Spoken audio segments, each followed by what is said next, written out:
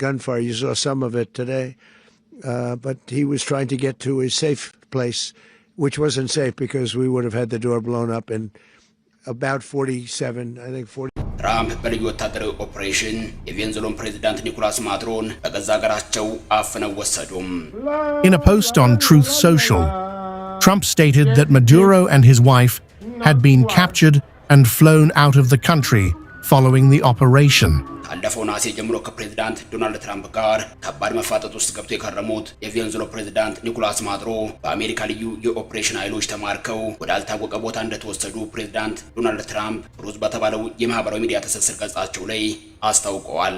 ፕሬዝዳንት ኒኮላስ ማዱሮ በአሜሪካ በተሰራባቸው ልዩ ኦፕሬሽን ተማርከው ወዳልታወቀ ቦታ የተወሰዱት ከባለቤታቸው ዶልሲ ሮድሪጉዝ ጋር መሆኑን ዘገባዎች እያመለከቱ ይገኛሉ። የአንድ ሀገር መሪ እየመራ ካለበት ሀገር ህዝብ ተነጥሎ በሌላ ሀገር ልዩ ወታደራዊ ኦፕሬሽን ተነጥቆ የመወሰዱ ጉዳይ በርካቶችን አስገርሟል። እጅግ የሚገርመው ደግሞ ማዱሮ በአሜሪካ እጅ ገብተው ቬንዙዌላን እየመሩ ካሉበት ሁኔታ ቬንዙዌላውያን ክስተቱ መፈጠሩን እንኳን አለማወቃቸው ነው። ሰውየው በሄሊኮፕተር ታፍነው ወዳልታወቀ ቦታ ተወስደዋል። የሆነው ይህ ነው። ነገሩ የአሜሪካንን ሆሊውድ ፊልም የሚመስለው ግን ደግሞ መራራ የመሬት ላይ ሀቅ ሆኗል። ሆሊውድ ቀጣይ አንድና ከዚያ በላይ ፊልም የሚሰራባቸውን የታሪክ መነሻዎችን አገኘ የሚሉ ቀልድ የተቀላቀለባቸው አስተያየቶችም እየተሰሙም ይገኛሉ። ኒውስ ምንጮች ነገሩ በማለት ባሰራጨው ዘገባው ኒኮላስ ማዱሮን በቁጥጥር ስር ለመዋል ለዚሁ ዓላማ የተዘጋጁ ኃይሎች የልዩ ኦፕሬሽን ልምምድን ሲያደርጉ ከርመዋል። ለዚህም ፕሬዝዳንቱን ከነባለቤታቸው ነጥቆ ከቬንዙዌላ ምድር በማስወጣት ወዳልታወቀ ቦታ ለመውሰድ በተካሄደው ልዩ ወታደራዊ ኦፕሬሽን የአሜሪካ ዴልታ ፎርስ እና ኤሊት ስፔሻል ፎርስ የተሳተፉ መሆኑን ይኸው የሲቢኤስ ዘገባ አክሎ አመልክቷል። የሀገሪቱ ፕሬዝዳንት በአሜሪካ ተጠልፈው መወሰዳቸውን ዘግይቶ የተረዳው የሀገሪቱ መከላከያ ሚኒስትር አፋጣኝ የሚባል መግለጫን አውጥቷል። መከላከያ ሚኒስትር በዚሁ መግለጫውም በመላ ሀገሪቱ የጦር ኃይሉ እንደሚሰማራ አስታውቋል። ሚኒስትሩ ቪላድሚር ፓድሪኖ ሎፔዝ በቪዲዮ ባስተላለፈው መልእክት ቬንዙዌላ አይተው የማታውቀው አስከፊ ጥቃት ገጥሟታል፣ በማዱሮ ትዕዛዝ የጦር ኃይሉ በመላ ሀገሪቱ ይሰማራል ብለዋል። የአነጋገራቸው ብዙዎችን ፈገግ አሰኝቷል። አጥቅተውናል፣ ነገር ግን እንድንበረከክ ያደርጉንም ሲሉ የመከላከያ ሚኒስትሩ ጨምረው ተናግረዋል። የሁሉ ሚስጥራዊ ወታደራዊ ኦፕሬሽን በፕሬዝዳንቱ ላይ ሲካሄድ የእሳቸው ልዩ ጥበቃ የት ነበር የሚለውም እንቆቅልሽ ሊፈታ አልቻለም። ነገሩ ገና ወደ ኋላ ሄዶ ብዙ ሚስጥር የሚወጣበት ሆኖም ይታያል። ይኸው ኒኮላስ ማዱሮን በቁጥጥር ስር የመዋል ልዩ ኦፕሬሽን ቀደም ብሎ ዋና ከተማዋን ካራካስ ጨምሮ የተለያዩ አካባቢዎች አየርና ከመርከብ በሚጎናጨፍ ሚሳኤል ድብደባ ሲካሄድባቸውም ነበር። የቬንዙዌላ ዜጎች መሪያቸው ኒኮላስ ማዱሮ ሀገሪቱን እየመሩ እንዳልሆነና በአሜሪካ ልዩ ኃይል በተካሄደ ኦፕሬሽን ተማርከው ወዳልታወቀ ቦታ መወሰዳቸውን የሰሙት የፕሬዝዳንት ዶናልድ ትራምፕን የትሩዝ ማህበራዊ ትስስር ገጽ ዋቢ ያደረጉ የተለያዩ መገናኛ ብዙሃን በሰበር ዜናዎቻቸው ሲያጥለቀልቁት ነው። ፕሬዝዳንቱ ከነባለቤታቸው የተማረኩት ስፔሻል ፎርስ ኦፕሬሽን ወይንም የልዩ ኃይል ኦፕሬሽን በተባለ መሆኑንም መረጃዎቹ ይወጡ ያሉት አሁን ዘግይት ብሎ ነው። እንደዚህ አይነቱ የአሜሪካ ልዩ ኦፕሬሽን የተካሄደው የአልቃይዳው መሪ ኦሳማ ቢንላደን በተገደሉበት ወቅት ነው። ትራምፕ በዚህ ደረጃ ኒኮላስ ማዱሮ ላይ እንዲጨክኑ ያደረጋቸው ነገር ምንድነው የሚለው ጉዳይ ወደ ኋላ ሄዶ ሲመረመር በርከት ያሉ ስብስብ ጉዳዮች ይታያሉ። አሁን ባለው ሁኔታ ሁለቱ መሪዎች ወይንም ሀገራት የውዝግብ መንስኤ ነው እየተባለ ያለው በቬንዙዌላ የሚሰማውና ወደ አሜሪካ የሚገባው አደንዛዥ ዕፅ ነው። ትራምፕ በቬንዙዌላ ያሉት ማፊያዎች ቁንጮ የሚመራው በኒኮላስ ማዱሮ ነው በማለት ምንጩን ማድረቅ ያለብን ካናት ነው በማለት ሲዝቱ ከርመዋል። ወደ አሜሪካ ሰርጎ የገባውና በአሜሪካ ወንጀል እንዲስፋፋ ምክንያት ሆኗል የተባለው የአደንዛዥ ዕፅ ግብይት ከቬንዙዌላና ሌሎች አካባቢ ሀገራት እስከ አሜሪካ ድረስ የተወሳሰበ መረቡን የዘረጋ እንደሆነ መረጃዎች ያመለክታሉ። የአደንዛዥ ዕፁን ዝውውር ተከትሎ የገንዘብ ዝውውር፣ ህገወጥ ሰዎች ዝውውር፣ የተደራጀ ድንበር ተሻጋሪ ወንጀሎችና መሰል ወንጀሎችም አሜሪካን ሰለባ አድርጓል የሚሉ ክሶች ሲሰሙ ቆይተዋል።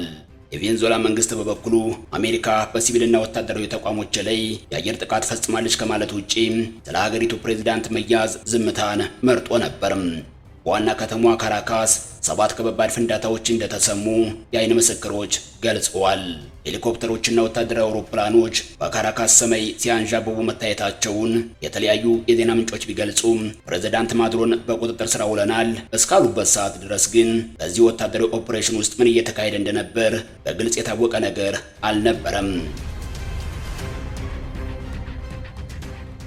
አንዳንድ የቬንዙዌላ ባለስልጣናት ፕሬዝዳንታችንን መልሱልን በማለት እየጠየቁም ይገኛሉ። የአሜሪካ ምክትል የውጭ ጉዳይ ሚኒስትር ፕሬዝዳንቱ በአሜሪካ ልዩ ኃይሎች መያዛቸውን አረጋግጠው ለፈጸሙት ወንጀል በሕግ ይጠየቃሉ ሲሉም አስታውቀዋል። የቬንዙዌላ መንግስት ባሰራጨው መግለጫ አሜሪካ የፈጸመችውን ጥቃት በጣም ከባድ ወታደራዊ መራራና የተባበሩት መንግስታት ድርጅት ቻርተርን የጣሰ ድርጊት በማለትም ኮንኖታል። በርካቶች እንዴት የአንድ ሀገር የሌላ ሀገር መሪ አፍኖ ይወስዳል በማለት ዓለም አቀፍ ሕግጋትንና መርሆችን እየጠቀሱ ይገኛሉ። ኒኮላስ ማዱሮ የ64 ዓመት አዛውንት ናቸው። ለ13 ዓመታት ያክል ቬንዙዌላን መርተዋል። ጨካኝ፣ ስልጣን ወዳድና አምባገነን መሪ እንደሆኑ ይነገራል። ብዙዎችም እሳቸውን በመቃወማቸው ደብዛቸው ጠፍቷል። በስር እየማቀቁ ያሉም አሉ። የዘፈን ዳርዳርተው እንደሚባለው ማዱሮ በአሜሪካ ልዩ ኃይል ከመኖሪያቸው ታፍነው ከመወሰዳቸው ቀደም ብሎ በትራምፕና በእሳቸው መካከል የነበረው የቃላት ውዝግብ ቀላል አልነበረም። የቃላት ጦርነቱ ወደ ወታደራዊ መፋጠጥ አምርቶም የአሜሪካ ባህር ኃይል የጦር መርከቦችን ወደ ቬንዙዌላም አስጠግቶ ከርሟል። ከዚህ ባለፈም አደንዛዥ ዕፅን ወደ አሜሪካ አስርገው ሊያስገቡ እየተንቀሳቀሱ ነው በተባሉ ጀልባዎች ላይም የድሮንና የጀት ጥቃቶች ሲፈጽሙም ቆይተዋል። መረጃዎች የሚያመለክቱት ካለፈው ነሐሴ ጀምሮ 30 በባህር ላይ ጉዞ የነበሩ ጀልባዎች በአሜሪካ አየር ኃይል ተመተው መውደማቸውን ነው። ከዚህ ባለፈም አሜሪካ 2 የቬንዙዌላን የነዳጅ ድፍድፍን የጫኑ መርከቦችን በጉዞ ላይ እንዳሉ የተቆጣጠረችበት ሁኔታም ታይቷል። የአሜሪካን መጠነ ሰፊ ወታደራዊ እንቅስቃሴን የሚመለከቱ ሰዎችም የለም ትራምፕ በለየለት ወታደራዊ ኦፕሬሽን ቬንዙዌላን ለመውረር አስበዋል ሲባልም ቆይቷል።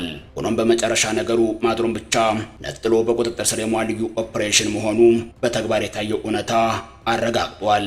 ማዱሮ በአሜሪካ ልዩ ኃይል በቁጥጥር ስር ከመዋላቸው ቀደም ብሎ ባደረጉት የገና ዋዜማ ንግግራቸው በድርድርና በንግግር የማይፈታ ነገር የለም፣ እንነጋገር ብለውም ነበርም።